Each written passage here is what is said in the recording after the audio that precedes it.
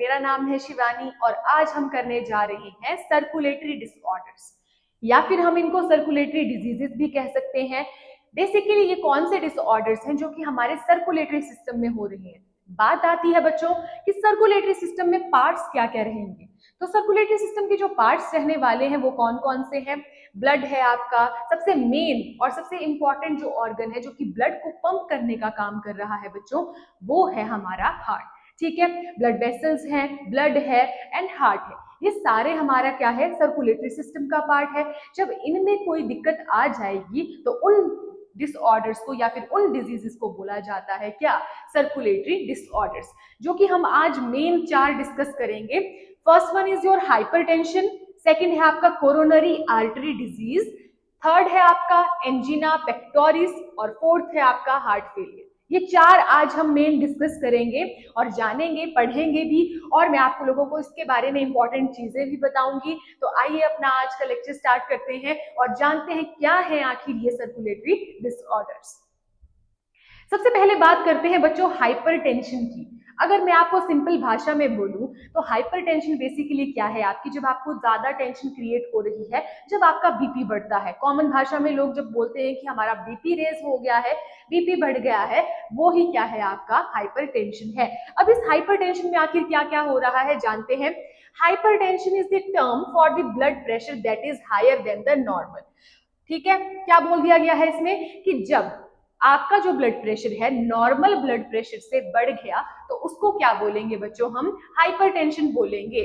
क्या बोला हमने इसमें कि हायर प्रेशर हो जाता है। अब बात आती है हायर कैसे हो गया, चलो मान लिया कि हायर हो रहा है, लेकिन नॉर्मल का पता भी तो होना चाहिए हमें, नॉर्मल ब्लड प्रेशर कितना होता है और हायर हो जाएगा जिसकी वजह से हमें ये हाइपरटेंशन हो रही है, या हाई ब्लड प्रेशर जिसको हम बोल रहे हैं, आखिर वो कितना होता है। उसको जानने से पहले आपको पता होना जरूरी है कि आपका नॉर्मल जो ब्लड प्रेशर है, जो नॉर्मल ह्यूमन बीइंग है, एक हेल्दी ह्यूमन बीइंग है, उसका ब्लड प्रेशर कितना होता है। ठीक है, जो नॉर्मल ह्यूमन हेल्दी पर्सन है उसका जो ब्लड प्रेशर होता है दैट इज 120/80 mmHg। ये किसका है, नॉर्मल हेल्दी ह्यूमन बीइंग का क्या है, ये ब्लड प्रेशर है। और जब बच्चों यहां से जो है वो चीज बढ़ गई, जब प्रेशर इस नॉर्मल रेंज से बढ़ गया, तब उसको क्या बोलेंगे हम, हाई ब्लड प्रेशर या फिर हाइपरटेंशन भी कहते हैं। तो नॉर्मल ह्यूमन बीइंग्स का कितना है, 120/80 mmHg। अब बात आती है ये 120 क्या है, ये 80 क्या है, ये mmHg क्या है। ठीक है, तो यहाँ पे क्या होगा आपका, ये जो 120 है बच्चों, इसको बोला जाता है आपका कौन सा प्रेशर है, ये सिस्टोलिक। पहले आप टर्म्स सुन लीजिए, फिर मैं आपको इनका मीनिंग बताऊंगी। जो 120 है that is your systolic pressure, और ये जो 80 है आपका बच्चों, ये क्या है, डायास्टोलिक। ठीक है, एक आ गया आपका सिस्टोलिक, एक आ गया आपका डायास्टोलिक। सिस्टोलिक क्या है बच्चों, सिस्टोलिक में बेसिकली आपका जो हार्ट है जब कॉन्ट्रैक्ट कर रहा है उस टाइम जो प्रेशर होता है, उस प्रेशर को हम कहते हैं बच्चों सिस्टोलिक प्रेशर। और वो कितना होता है, एक नॉर्मल रेंज जो होती है वो 120 होती है। अगर मान लीजिए इससे नीचे नीचे जाता गया, 110 100 तक चला गया, 90 तक चला गया, उसको हम लो बीपी कहेंगे। और 120 से ऊपर चला गया सिस्टोलिक प्रेशर तो उसको हाई बीपी बोला जाता है। क्लियर होगी चीज, 120 क्या है, नॉर्मल रेंज है, इससे बहुत नीचे चला गया, 90 तक चला गया सिस्टोलिक, तो क्या हो जाएगा, लो बीपी कंसीडर किया जाएगा। अगर 120 आपका सिस्टोलिक प्रेशर नॉर्मल है, उससे ऊपर चला गया, मान लो 140 हो गया, तो उसको हाई बीपी कंसीडर कर दिया जाता है। ठीक है, फिर बात आती है डायस्टोलिक की। तो डायस्टोलिक में क्या हुआ बच्चों, डायस्टोलिक में क्या होता है कि जो आपका ब्लड प्रेशर होता है और जो आपका प्रेशर रहता है बेसिकली वो है 80, नॉर्मल जो होगा वो 80 होगा, लेकिन अगर 80 से ज्यादा हो गया, कंसीडर करो 90 हो चुका है, तो 90 हो गया अगर डायस्टोलिक प्रेशर, इट मींस वो क्या है, हाई ब्लड प्रेशर है। क्लियर होगी चीज। तो यहाँ पे बात की जाती है जो डायस्टोलिक प्रेशर होता है बच्चों, ये वो प्रेशर होता है जब आपका हार्ट रिलैक्स कर रहा होता है, मतलब कि आपकी जो आर्टरीज हैं उनके अंदर ब्लड फ्लो कर रहा है।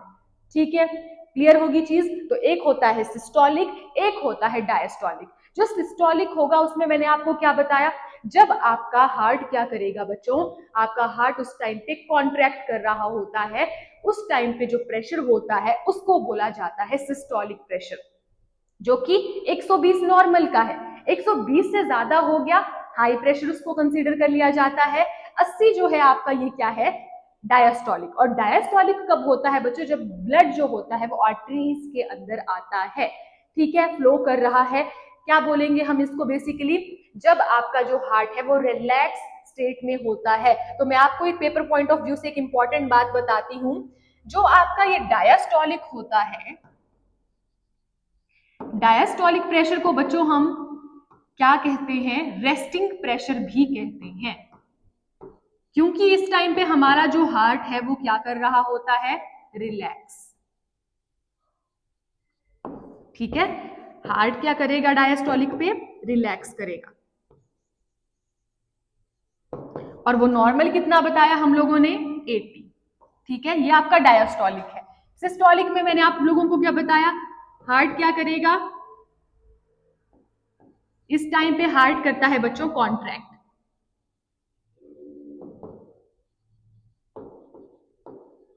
ठीक है। जो प्रेशर जब हार्ट कॉन्ट्रैक्ट करता है उस प्रेशर को हम कहते हैं सिस्टोलिक, जो कि आपका ये है 120।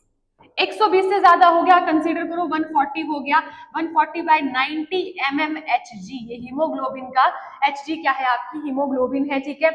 तो यहाँ पे हो गया, जब तो क्या हो जाएगा, सॉरी मर्करी है ये, तो यहाँ पे क्या हो जाएगा 140/90 mmHg हो गया। इट मींस क्या हो रहा है यहाँ पे, आपका ये हाई प्रेशर है, high BP, systolic and diastolic. Clear होगी बात। तो हाइपरटेंशन कहते हैं हम हाई ब्लड प्रेशर को, ठीक है। तो ये पहला हमारा क्या है, सर्कुलेटरी डिसऑर्डर है, ठीक है। और ये एक ऐसी कंडीशन है जहां पे क्या होता है, वेयर द ब्लड फोर्सफुली क्या होगा, पुश होगा अगेंस्ट द आर्टरीज की जो वॉल्स होती हैं, जब एकदम हाई प्रेशर के साथ आएंगी वो, ठीक है। तो उसको क्या बोल रहा है, ये हाई ब्लड प्रेशर बोल रहा है। Open without any symptoms but damaging vessels, इसकी वजह से क्या होगा, अगर लंबे समय तक आपको हाई ब्लड प्रेशर रहता रहेगा तो उसकी वजह से जो आपकी ब्लड वेसल्स हैं बच्चों वो क्या हो जाएंगी, डैमेज हो जाएंगी, ठीक है। Significantly increasing the risk for heart attack. और ये जो हाई बीपी है, हाइपरटेंशन है, इसकी वजह से जो दो वाइटल ऑर्गन्स है, वो दो वाइटल ऑर्गन्स मैं आपको बता देती हूँ, इंपॉर्टेंट जो ऑर्गन्स हैं वो हैं आपके ब्रेन एंड आपकी जो किडनी है, ठीक है। वैसे तो बाकी भी सारे इंपॉर्टेंट ऑर्गन्स हैं, लेकिन इन दो ऑर्गन्स के ऊपर बहुत इफेक्ट होता है, जिसकी वजह से जब आपका हाई ब्लड प्रेशर हो रहा है तो इन ऑर्गन्स के ऊपर डैमेज होने के चांसेस बढ़ जाते हैं। जब लंबे समय तक आप इस चीज को क्योर ना करें, इस चीज को ट्रीट ना करें, तब आपके बाकी जो वाइटल इंपॉर्टेंट ऑर्गन्स हैं उनका भी खतरनाक तरीके से डैमेज होना, जो प्रोसीजर है, जो प्रोसेस है वो स्टार्ट हो जाती है, ठीक है। स्ट्रोक आ सकते हैं आपको, किडनी फेलियर हो सकता है, और इवन जो आपका विजन है वो भी लॉस हो सकता है, आपको देखने में दिक्कत आ सकती है। तो ये है आपका हाइपरटेंशन, या फिर इसको हम हाई ब्लड प्रेशर भी कहते हैं। स्टैंडर्ड मेजरमेंट्स मैंने आपको बताई, नॉर्मल हेल्दी ह्यूमन बीइंग की बच्चों कितनी रहेगी, 120/80 mmHg, ठीक है, ये नॉर्मल की है। और इसमें भी आपको मैंने बता दी टर्म्स, क्या क्या बताया यहाँ पे मैंने आपको, this is your systolic. Systolic में क्या करेगा, आपका हार्ट कॉन्ट्रैक्ट करता है, ठीक है। और ये जो 80 है ये क्या है आपका, डायस्टोलिक है। जब आपको इसको क्या बोला गया है, रेस्टिंग प्रेशर भी बोला जाता है डायस्टोलिक को, जब आपका हार्ट क्या करेगा बच्चों, रिलैक्स करेगा, ठीक है। ये दो कंडीशंस रहती हैं। नॉर्मल आपको पता चल चुका है, दैट इज योर 120/80 mmHg, ठीक है। अब ये देखिए आपको यहाँ पे बताया गया है, यहाँ पे जो ये एक इंसान का दिल लिया गया है जिसमें कोई हाइपरटेंशन नहीं है, कोई हाई ब्लड प्रेशर नहीं है, तो उस टाइम पे क्या होगा, जो आपका हार्ट होगा वो नॉर्मली ब्लड को क्या करेगा बच्चों, पंप करेगा, ठीक है। Blood flows easily through the vessels, तब क्या होगा, जो ब्लड है वो बहुत इजीली ब्लड वेसल्स में फ्लो करेगा। ये वाला जो हार्ट लिया गया है ये किसका है, हाइपरटेंशन वाले का है। हाइपरटेंशन में क्या होगा, ब्लड जो बीपी है, जो ब्लड प्रेशर है वो बढ़ा हुआ है, तो ब्लड कैसे, जो हार्ट है उसको पंप कैसे करेगा ब्लड को, वो एकदम हाई प्रेशर के साथ एकदम हार्डर तरीके से क्या करेगा, उसको पंप करेगा, ब्लड में not flow easily through the vessels. ये आ जाता है हाइपरटेंशन के केस। हाइपर सेंसिटिव रेंज जो होती है, if repeated checks show the blood pressure of 120 और 90, ठीक है। ये अगर आपका 120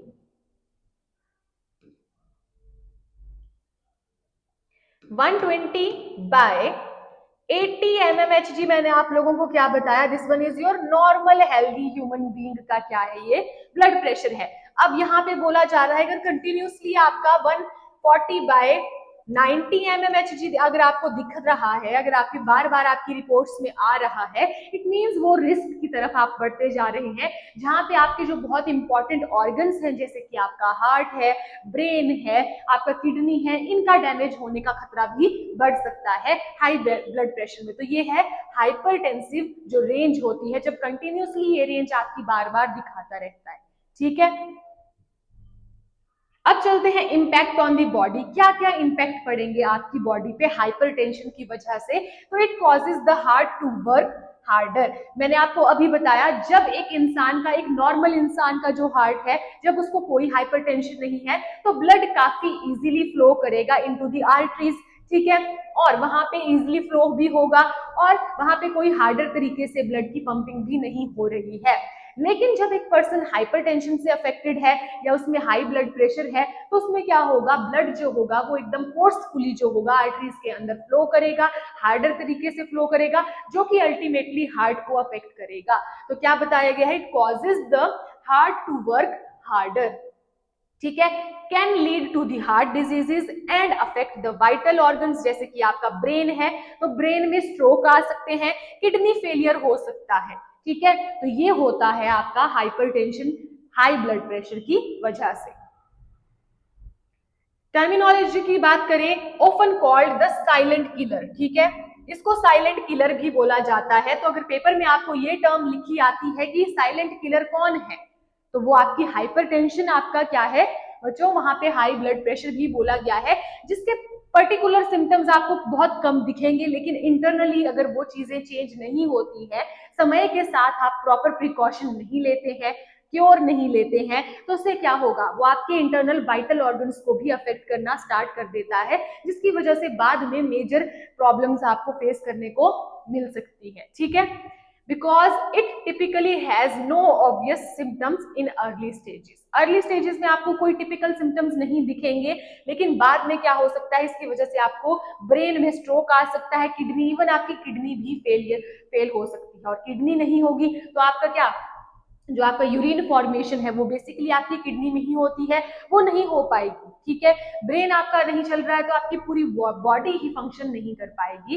तो hypertension is a serious disease, ठीक है। अगर अर्ली डायग्नोसिस इसकी हो जाए, अर्ली क्योर इसकी हो जाए, तो बाकी जो इसके जो वहां पे आगे जो दिक्कत लाने वाले जो सिम्टम्स हैं या दिक्कत लाने वाली जो प्रॉब्लम्स हैं, जो हार्श जो रिजल्ट्स हो सकते हैं, इफेक्ट्स हो सकते हैं, उनसे बचा जा सकता है अगर प्रॉपर क्योर ली जाए, ठीक है। तो इसको साइलेंट किलर भी कहा जाता है। कॉजेज एंड रिस्क फैक्टर्स इसके क्या रहेंगे, जो मोस्ट कॉमन जो इसके रीजंस रहते हैं वो क्या है, that is your link to the genetics. अगर आपकी फैमिली में कोई जेनेटिक हिस्ट्री है, अगर आपके फादर को, ग्रैंड फादर को, आपकी फैमिली में किसी मदर को या फिर आपके किसी और फैमिली मेंबर को हाई ब्लड प्रेशर है, मैं ये नहीं कहूंगी कि 99% ये चांसेस होंगे कि आप भी हाई ब्लड प्रेशर से अफेक्टेड होंगे, लेकिन मोस्ट ऑफ द केसेस में देखा गया है कि जब आपके जो ग्रैंड पेरेंट्स हैं या आपके मदर फादर हैं, पेरेंट्स हैं, अगर वो अफेक्टेड हैं हाई बीपी के साथ, तो मोस्ट ऑफ दी केसेस में देखा गया है कि बच्चे भी आगे अफेक्टेड होते हैं। तो जेनेटिक्स का बहुत बड़ा रोल प्ले करा जा रहा है यहाँ पे, ठीक है। जेनेटिक्स की वजह से भी ये चीज होती है, एजिंग की वजह से भी ये चीज हो सकती है, और ओबेसिटी, जो जंक फूड हम ले रहे हैं, या किसी भी कारणवश अगर आप में मोटापा है, ओबेसिटी है, आप एक नॉर्मल हेल्दी ह्यूमन बीइंग के बजाय अगर आपका वेट काफी बढ़ रहा है, तेजी से बढ़ रहा है, आप ओबेसिटी की तरफ बढ़ रहे हैं, तो इससे भी काफी डिजीजेस होने का खतरा हो सकता है, जैसे कि हाई ब्लड प्रेशर। और क्या हो सकता है, कोलेस्ट्रॉल बढ़ जाएगा, आप में थायराइड की दिक्कत हो सकती है, इवन आपका जो स्ट्रोक्स आते हैं इनका भी यही रीजन है, ठीक है। तो आपका वेट मैनेजमेंट बहुत जरूरी है। तो ओबेसिटी भी आजकल की जनरेशन में इसका काफी कारण बन रहा है, जिसकी वजह से काफी हार्ट अटैक्स वगैरह भी आ रहे हैं, ठीक है। High salt and fat diet, जब आप ज्यादा नमक वाली या फैट वाली डाइट लेते हैं उसकी वजह से भी आपका बीपी बढ़ सकता है, ठीक है। इन एक्टिविटी मीन्स आप फिजिकल एक्टिविटीज में इन्वॉल्व नहीं है, जैसे कि आप कोई गेम्स नहीं खेलते या फिर आप कहीं पे खेल कूद नहीं कर रहे हैं, या आप सिर्फ और सिर्फ इंडोर गेम्स खेल रहे हैं, फोन के ऊपर गेम्स खेल रहे हैं, आपकी कोई फिजिकल एक्टिविटी नहीं हो रही है, ना तो आप रनिंग कर रहे हैं, ना तो आप कोई भी स्पोर्ट्स एक्टिविटी कर रहे हैं, तो उसकी वजह से भी आपका जो बॉडी है वो फिजिकली एक्टिव नहीं है, तो ये भी कारण हो सकता है हाई ब्लड प्रेशर का। एल्कोहल, जो एल्कोहल कंजप्शन है ये भी बहुत बड़ा कॉज है, ओबेसिटी का भी हो सकता है, ठीक है। एंड आपका हाई ब्लड प्रेशर भी इसकी वजह से होता है, तो ये इसके कारण है। सेकेंडरी हाइपरटेंशन भी होती है, जो कि किसकी वजह से होगी, जैसे कि आपके जो रहते हैं किडनी डिजीजेस होते हैं या फिर एंडोक्राइन डिजीजेस होते हैं। एंडोक्राइन ग्लैंड्स होते हैं हमारे, जो कि डिफरेंट हार्मोन्स सिक्रीट करते हैं, तो जब यहाँ पे दिक्कत आ जाएगी तो इसकी वजह से भी आपका बीपी बढ़ सकता है, ठीक है।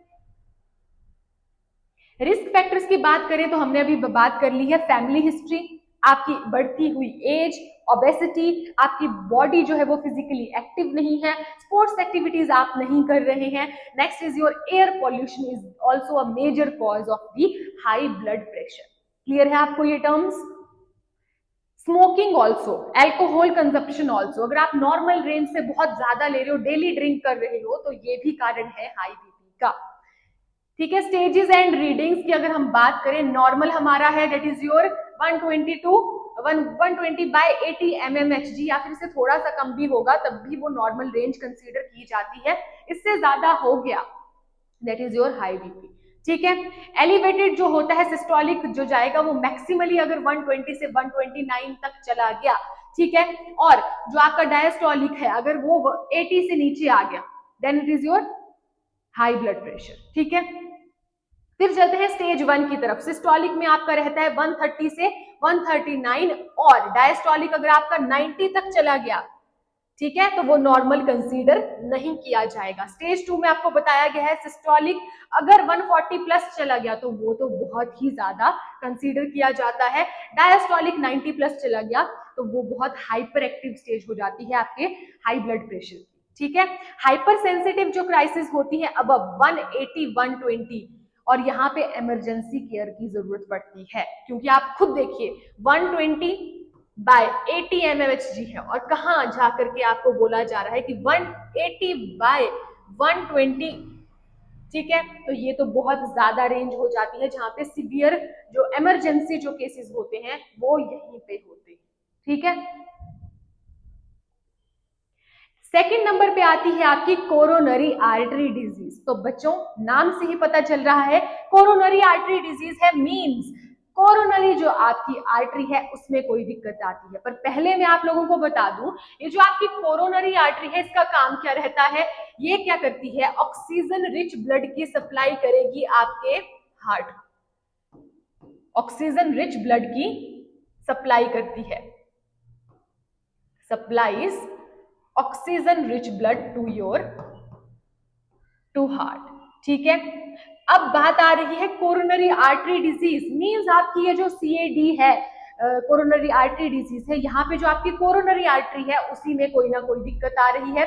सिंपल भाषा में मैं अगर आप बोलूं आपको या आपको समझाने की कोशिश करूं तो ये क्या है कि आपकी जो कोरोनरी आर्टरी है उसमें फैट्स की डिपोजिशन हो जाएगी, कोलेस्ट्रॉल की डिपोजिशन हो जाएगी, या वहां पे फाइब्रस कोई टिश्यू ज्यादा हो जाता है, जिसकी वजह से आर्टरी का जो ल्यूमन है वो नैरो हो जाएगा, तो प्रॉपर ब्लड की सप्लाई नहीं हो पाएगी, प्रॉपर जो ऑक्सीजन है वो आपके हार्ट तक नहीं पहुंच पाता है, जिसकी वजह से आपको डिजीज होती है that is your coronary artery disease, जिसको हम सीएडी भी कहते हैं। तो जानते हैं अब इसको एक और नाम होता है इसका, दैट इज योर एथेरोस्क्लेरोसिस। इसको क्या बोलते हैं, एथेरोस्क्लेरोसिस, जो कि आपके अफेक्ट करेगी वेसल्स को, that supply the blood to the heart muscles. और हार्ट मसल्स को बच्चों हम एक और नाम देते हैं, that is your cardiac muscles. जो कार्डियक मसल्स होती हैं वो हार्ट की मसल्स होती हैं। जब इन वेसल्स में कोई दिक्कत आ जाती है तो उस समय पे जो आपको डिजीज होती है that is your CAD, coronary artery disease. क्योंकि ये वेसल्स क्या कर रही हैं, हार्ट को ब्लड सप्लाई कर रही हैं, इन्हीं में अगर दिक्कत आ जाएगी तो प्रॉपर जो है वो ऑक्सीजन रिच ब्लड जो है वो ऑक्सीजन की जो सप्लाई है वो हार्ट तक नहीं जा पाती है, जिसकी वजह से जो डिजीज होती है that is your coronary artery disease.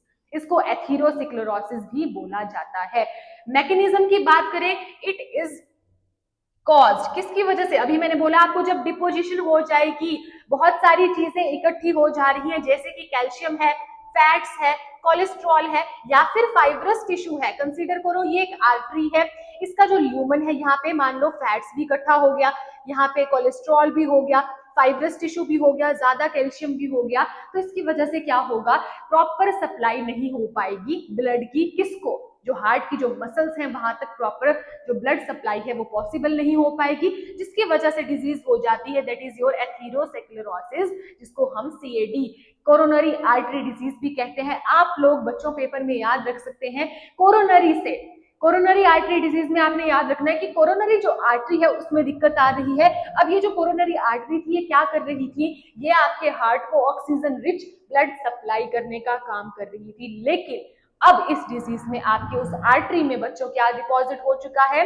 Calcium, calcium के साथ क्या हो गया है, कोलेस्ट्रॉल, फैट्स, फाइब्रस टिश्यू, जिसकी वजह से जो आर्टरी का जो ल्यूमन है वो काफी नैरो हो चुका है, तो दिक्कत तो आएगी ही, जो आपका कार्डिक मसल्स हैं, जो आपकी हार्ट मसल्स हैं, वहां तक ब्लड प्रॉपरली पहुंच नहीं पाता है, तभी जो डिजीज होती है that is your coronary artery disease. Effect क्या करेगा ये, these deposition make the lumen जो है वो काफी नैरो कर देती है, जो मैंने आपको अभी बताया।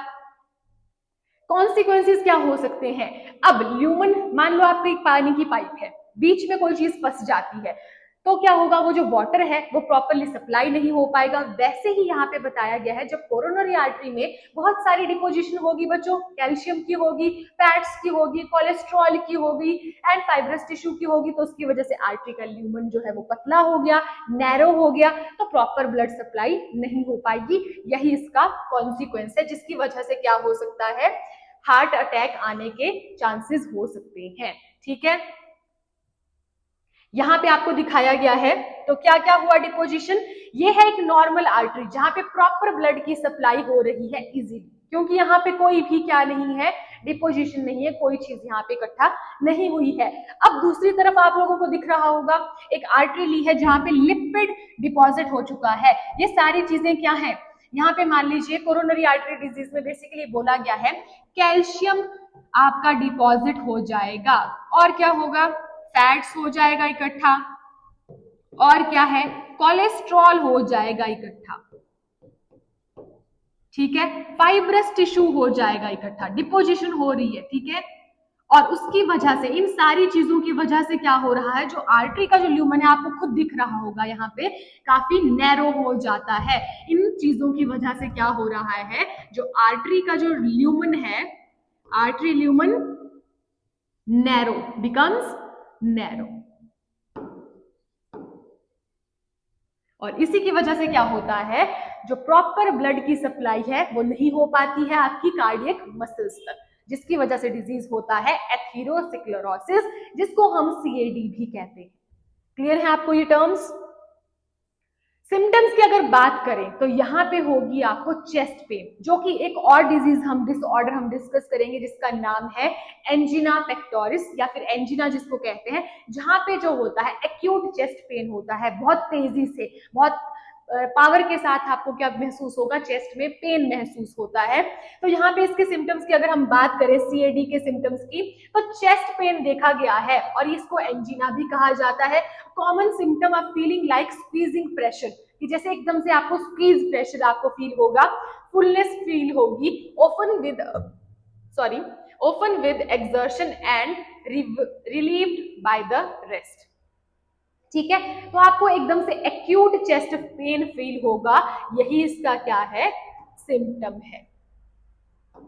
और आपको एक और चीज मैं बता देती हूँ, ये जो आपका एक्यूट चेस्ट पेन है और आपका ये जो कोरोनरी आर्टरी डिजीज है, यही सबसे बड़ा कारण है एंजीना पेक्टोरिस का। ठीक है, जो आपके हार्ट में चेस्ट पेन होता है, जो सॉरी आपकी जो चेस्ट में ज्यादा पेन महसूस होता है एकदम सिवियर तरीके से, एकदम एक्यूट जो चेस्ट पेन क्रिएट होता है, वो होता है कोरोनरी आर्टरी डिजीज की वजह से ही। क्योंकि जो आपकी आर्टरी है जो कि हार्ट की मसल्स तक प्रॉपर ब्लड सप्लाई कर रही थी, अब उसमें क्या हो चुका है, डिपोजिशन हो चुका है फैट्स का, उसका कोलेस्ट्रॉल का, देन आपका फाइब्रस टिश्यू, कैल्शियम का। तो उसकी वजह से क्या होता है, जो ल्यूमन है काफी नैरो हो जाता है, प्रॉपर ब्लड की सप्लाई नहीं हो जाती है, और उसकी वजह से ही ये जो एंजीना पेक्टोरिस नाम का डिसऑर्डर है ये हो जाता है, जहां पे देखा गया है symptom that is your acute chest pen. ठीक है, शॉर्टनेस ऑफ ब्रेथ देखी गई है, थकान महसूस होती है, शॉर्टनेस ऑफ ब्रेथ होती है, आप प्रॉपरली ब्रीथ नहीं कर पाते हैं जब भी आप कोई एक्टिविटी परफॉर्म कर रहे होते हैं। देन यहाँ पे देखा गया है फटीग, अनयूजुअल टायर्डनेस। वैसे तो हम नॉर्मल थकते ही हैं, लेकिन बहुत जल्दी थकान महसूस होती है आपको जब आपको ये डिजीजेस या डिसऑर्डर्स आप में देखे गए होते हैं।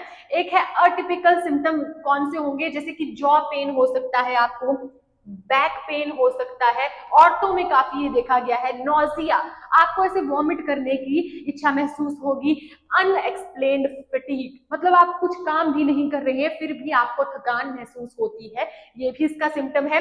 हार्ट अटैक के काफी कॉमन साइंस है ये। सडन चेस्ट पेन, जब आपको एकदम से चेस्ट पेन महसूस होना स्टार्ट हो जाए, अचानक से एक्यूट चेस्ट पेन जिसको हम कह रहे हैं, तो ये भी इसका सिम्टम है। आर्म और जॉ पेन, बाजू में या फिर आपके जॉ में दर्द महसूस होती है, वो भी इसका सिम्टम है। स्वेटिंग हो सकती है, पसीना आएगा, नोजिया या फिर लाइट हेडेडनेस, आपका सर जो होगा काफी ऐसे डिजीनेस जैसी आपको फील होती है। ठीक है, कॉजेज एंड रिस्क फैक्टर्स क्या रहेंगे आपके, प्लेग बिल्डअप हो जाता है, इसके अंदर क्या होगा, जब मैंने आपको बताया कोरोनरी आर्टरी डिजीज में बेसिकली डिपोजिशन हो रही है फैट्स की, कैल्शियम की, फाइब्रस टिश्यू की, बच्चों कोरोनरी आर्टरी में। ठीक है, तो इसकी वजह से क्या होगा कि एक मिक्स ऑफ फैट हो जाता है, कोलेस्ट्रॉल का, कैल्शियम का एंड अदर सब्सटेंसेस का, जिसकी वजह से क्या होता है, जो आर्टरी है वो ब्लॉकेज, एक तरीके से ब्लॉकेज ही हो रही है। हाई कोलेस्ट्रॉल जो होता है, स्पेशली एलडीएल, जिसको बैड कोलेस्ट्रॉल भी बोलते हैं, जो कि हमारी बॉडी के लिए काफी नुकसानदेह होता है। ठीक है, बैड कोलेस्ट्रॉल की वजह से जो होता है ये भी एक इसकी वजह से भी आपको क्या होती है, ये जो कोरोनरी आर्टरी डिजीज होती है इसके होने के चांसेस रहते हैं।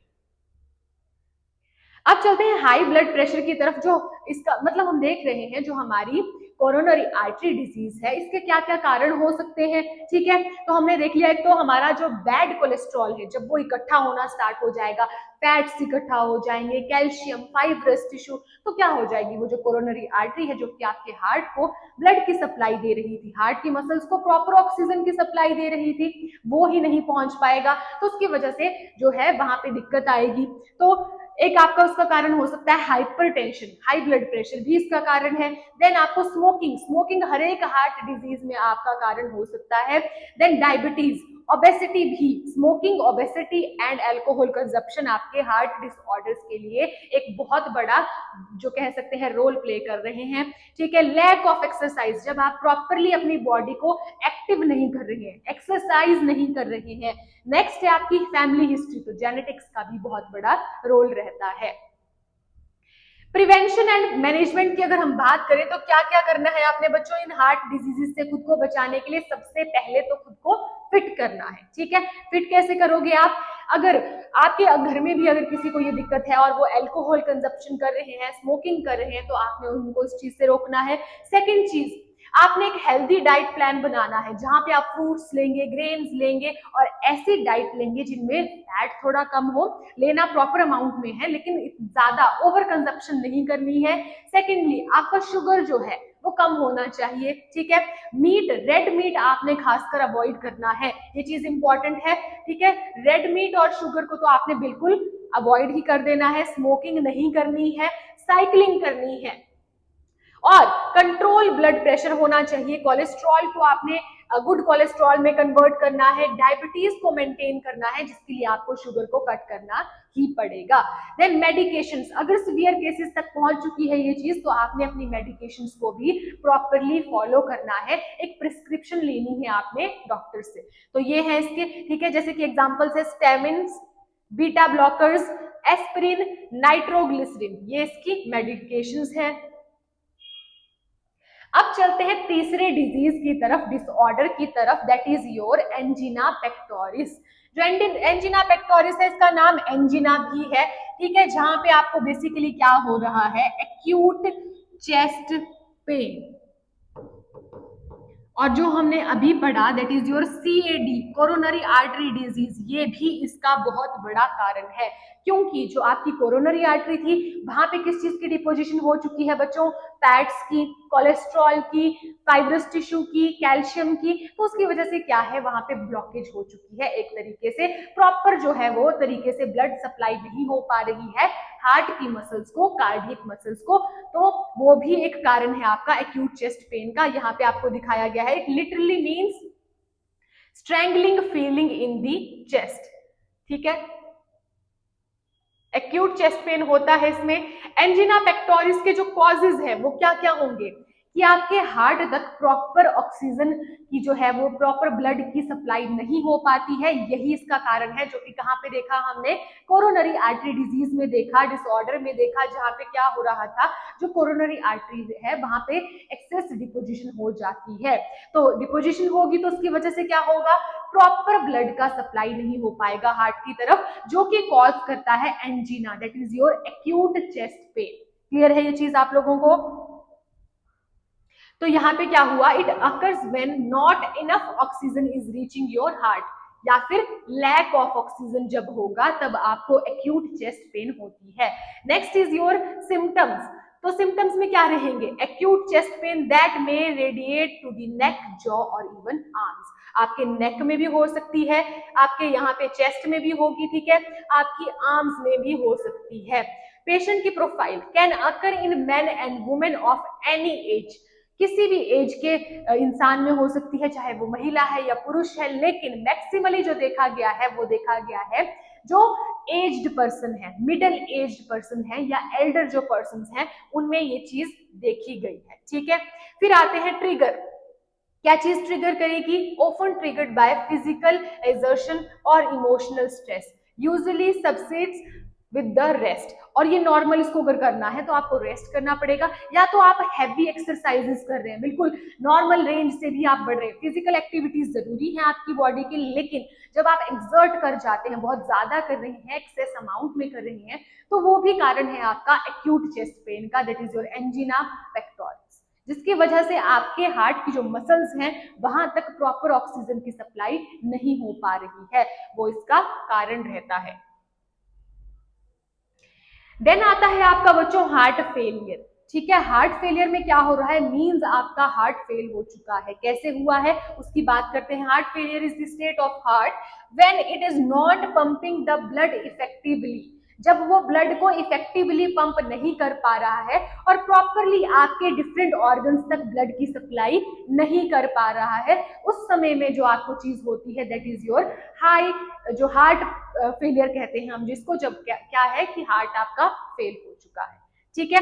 फेल कैसे हुआ, कि वो प्रॉपरली ब्लड की सप्लाई नहीं कर पाया आपकी बॉडी की नीड्स को मीट करने के लिए, जो आपके डिफरेंट ऑर्गन्स हैं। देखिए मैं आपको सिंपल सी बात बताती हूँ, ब्लड का काम है एक पंप की तरह, ये आप हार्ट का काम है आपके एक पंप की तरह, ये आपकी पूरी बॉडी को ब्लड की सप्लाई करता है, और ब्लड ही आपका एक ऐसा कनेक्टिव टिश्यू है। ब्लड क्या है आपका बच्चों, एक कनेक्टिव टिश्यू है।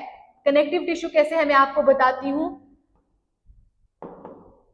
कनेक्टिव टिश्यू इसको इसलिए बोला क्योंकि यही एक ऐसी चीज है जो कि क्या कर रही है, आपकी पूरी बॉडी में फ्लो कर रही है, आपकी पूरी बॉडी में किस किस चीज का सप्लाई करेगी, ये सप्लाई करती है क्या, वाटर,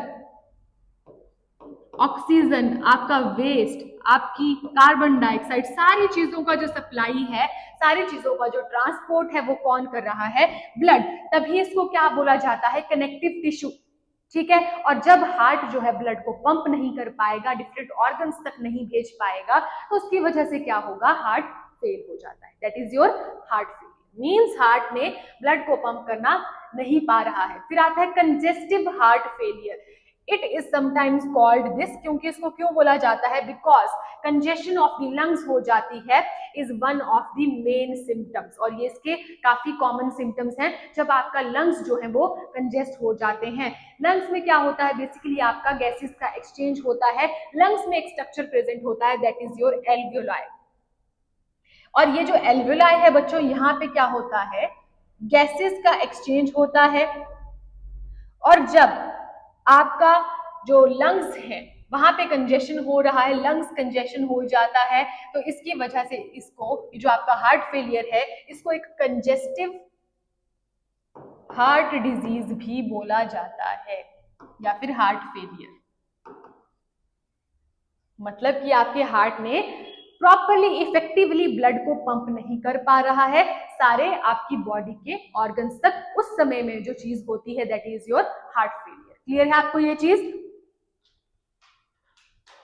सिम्टम्स की अगर हम बात करें, शॉर्टनेस ऑफ ब्रेथ, ठीक है, शॉर्टनेस ऑफ ब्रेथ हो जाएगी इवन व्हेन, वैसे तो कभी भी जैसे हम कोई हाई एक्टिविटी करते हैं या फिजिकल एक्सरसाइज करते हैं या कोई काम कर रहे होते हैं, ज्यादा जब कर लेते हैं तो नॉर्मल हमारी भी क्या हो जाती है, ब्रीदिंग रेट बढ़ जाता है। लेकिन जब आप कुछ भी नहीं कर रहे हैं, इवन देन आपका हार्ट जो है, वो जो आपकी सांसें हैं, जो आपकी ब्रीदिंग है वो बढ़ जाती है, तब क्या होती है, शॉर्टनेस ऑफ ब्रेथ देखी गई है आपकी हार्ट फेलियर के दौरान। ठीक है, फटीग और वीकनेस आपको महसूस होगी, स्वेलिंग दिखती है इन दी लेग्स, लेग्स में आपको स्वेलिंग दिखेगी, एंकलेट्स में, आपके पैरों में, और इवन आपके एब्डोमेन रीजन में भी आपको क्या दिखती है, स्वेलिंग दिखती है। ठीक है, ये सिम्टम्स रहते हैं हार्ट फेलियर के। रैपिड और इरेगुलर जो हार्ट बीट होती है, या तो बहुत तेज हार्ट बीट हो जाती है जो कि हाई बीपी में भी देखी गई है, और इरेगुलर हार्ट बीट मतलब प्रॉपरली हार्ट बीट्स नहीं आ रही हैं, वहां पे भी इसका सिम्टम्स है। परसिस्टेंट कफ, बहुत सारा आपको कफ आ रहा है, sometimes with pink frothy mucus, red नहीं होगा वो, लेकिन पिंकिश जैसे कलर का होगा, फ्रॉथ झाग जैसा होगा। ठीक है, सडन वेट गेन हो जाता है from the fluid retention, difficulty concentrating और डिक्रीज्ड अलर्टनेस, आपकी मतलब आप वीक हो जाओगे, प्रॉपर कंसंट्रेशन नहीं होगी आपकी, फटीग होगा, आपको जल्दी से जल्दी आप थकान महसूस करना शुरू कर देते हो। ये सारे के सारे सिम्टम्स आपको इंडिकेट करते हैं कि आपका हार्ट फेल हो सकता है। फिर आती है कुछ टर्म्स। सबसे पहले मैं आपको बात बताऊं, हमने सुना होगा एक चीज होती है हार्ट फेलियर, एक होता है कार्डियक अरेस्ट और एक होता है हार्ट अटैक। ये तीनों की तीनों चीजें अलग अलग है।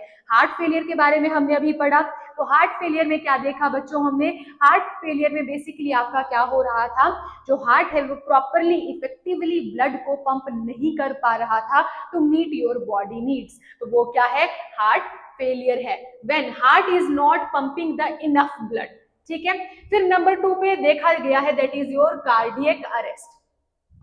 कार्डियक अरेस्ट में क्या होगा, the heart stops beating completely, जब आपका हार्ट बीट करना ही बंद कर देता है, तो तब क्या होता है, कार्डियक अरेस्ट मींस अरेस्ट हो चुका है, हार्ट क्या हो चुका है, अरेस्ट हो चुका है। नंबर 3 पे क्या आता है, that is your heart attack, means heart के ऊपर अटैक हुआ है बच्चों। वो कैसे होगा, मायोकार्डियल, मायो मींस मसल्स, मायोकार्डियल मींस जो आपकी हार्ट मसल्स होती हैं उनका क्या हो जाता है, इन्फेक्शन होता है, means the heart muscle is suddenly damaged by an inadequate blood supply.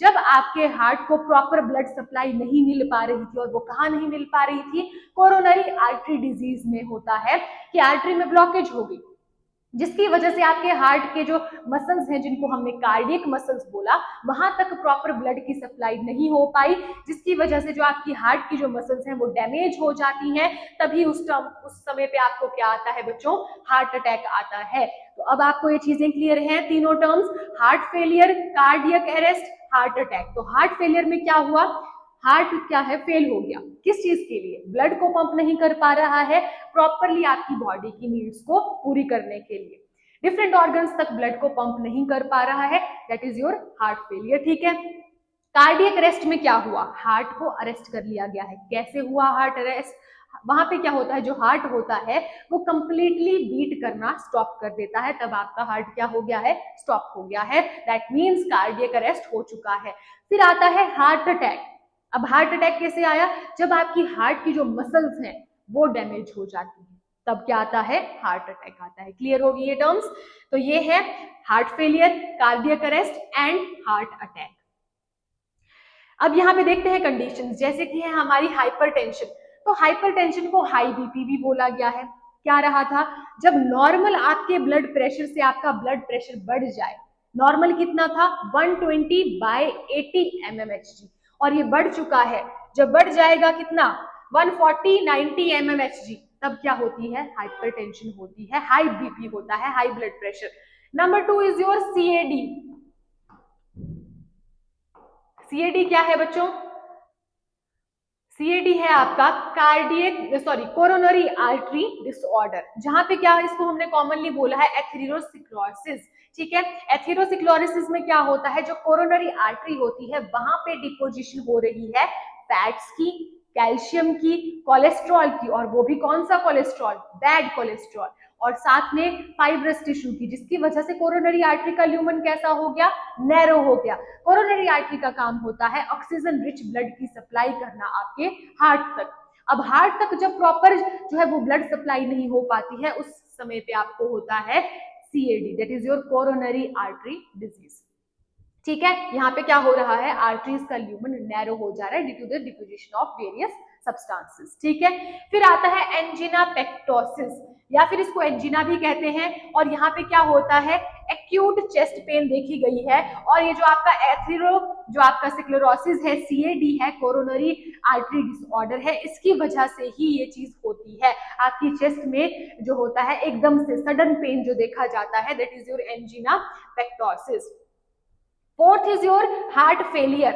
Heart failure कब हुआ, जब आपके हार्ट जो है वो प्रॉपरली ब्लड को पंप नहीं कर पा रहा है to meet the needs of your different body organs, तब होता है हार्ट फेलियर, इनइफेक्टिव पंपिंग जब होती है।